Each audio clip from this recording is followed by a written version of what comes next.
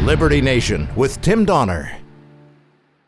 So it's clear that those officials mapping out the early days of the Joe Biden presidency have a plan, a detailed game plan on how to roll out initiatives in orderly fashion and limit the public exposure of the new president. And one thing is clear, with a record number of executive orders for such a new president, Biden is given to governing by decree and will not be put off by how reversible those decrees are by future presidents. But just how popular are the things he has commanded from the Oval Office in these early but revealing days as chief executive? LibertyNation.com managing editor Mark Angelides has been crunching the numbers and putting them under the microscope, and he joins us now. Hello, Mark. Hi, Tim. Thanks for having me on. Always a pleasure. So, Mark, which of these decrees, these executive orders in the early days of President Biden stand out as the most and least popular? It's a bit of a tough choice. In terms of popularity, obviously you have a difference between what the media finds popular and what the actual American citizens find popular. But media-wise, the one that's really garnering a lot of attention for popularity is the reversal of it wasn't quite a ban on transgender folk in the military, but the reversal of Trump's position on that. That seems to be doing popularly well amongst the media. Quite how it's doing amongst regular Americans, we don't really know. Nobody's really been brave enough to ask that question. But in terms of what is least popular, well, now fortunately we have a lot of polling that can give us an indication on that. So the big three would be the migrant caravans. So of course this ties in with Joe Biden's executive order on deportations, a pause on deportations as part of a larger immigration strategy. So for example, the American people in the polling say that it's by a 2-to-1 margin that voters are opposed to just letting the caravans come over the border. That's 2-to-1 margin, at least without any proper procedures. Or there's the Paris Climate Accord, which gains major plaudits amongst other world leaders, who are all very congratulatory of President Biden for rejoining or making efforts to rejoin. But more than 50%, I think it's 52% of polled Americans think this is going to cost jobs in both the short term and the long term. But possibly the most unpopular and the one with the most immediate effects is the Keystone Pipeline.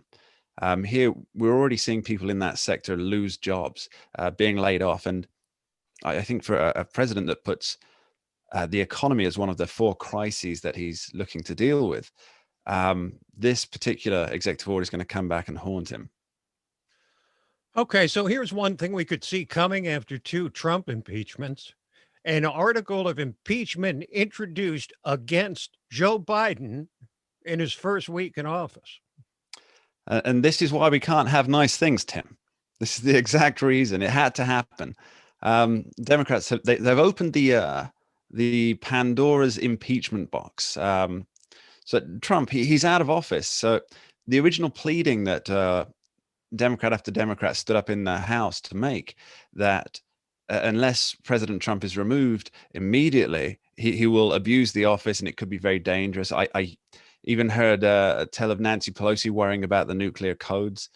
But now he's out of office. All this is moot. So they've changed tack to aim at making sure that President Trump can never run again. Now, there's been some heavy-duty constitutional scholars. You've got Jonathan Turley, Alan Dershowitz, who say that impeachment is only for the removal of the president and not to punish. So obviously, with Democrats looking to change the rules here for personal political gain, they've left themselves open to it. Now, Mark, Democrats worked very hard to gain control of the Senate, and they still control the House, albeit by the slimmest of margins in both chambers. But why do you think, with control of both chambers of Congress, Biden is so focused on temporary executive orders instead of permanent change in the law through legislation? Let's start with a couple of quotes on that one, shall we, Tim? I'm sure you remember, but in I think it was early 2017, Barack Obama was giving advice secondhand through to President Trump, and he was saying that the use of executive orders it would show that you can't get things done in Congress. So he should use it sparingly, even though, of course, Barack Obama is famous for the phone and the pen. And another one I want to look at is, let's see if you know who this one is. I've got it written down here, actually. I have this strange notion we are a democracy. If you can't get the votes, you can't legislate by executive order unless you're a dictator. We're a democracy. We need consensus. Who was that? I don't know who that. I'm surprised I don't know, but I don't. Well, it was a very long time ago in October 2020, and it was Joe Biden. So that was it in one of the debates. Now, granted, he was talking about taxes at the time, but I think the principle still applies. So when he's saying this kind of thing, my best guess is that for all of his promises about being able to work across the aisle, he's afraid of failure. I mean, he's pitched his whole presidential persona on being the guy that could work with the GOP. He could get things done because of his decades of experience in the Senate. And if he's weighed and measured in this and he fails, he's got to be wondering, where does he go from there? So I think that's why he's relying more heavily on executive orders, more so than anybody else by the looks of it. Thank you for joining us, Mark. A pleasure, Tim. Thanks for having me.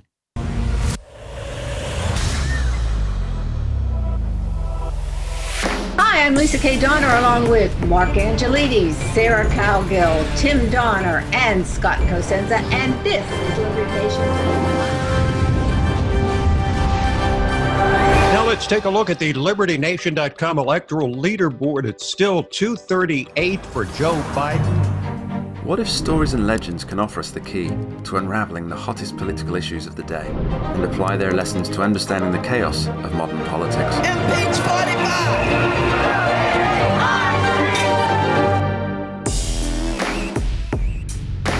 Only where freedom of speech is honored can people who look, sound, or think differently be truly free.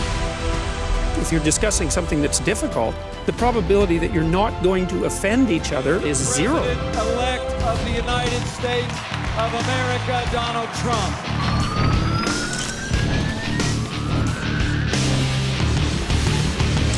Donald J. Trump is now president. With one click, Liberty Nation delivers tomorrow's news. And remember, liberty. Today. All the time and everywhere. LibertyNation.com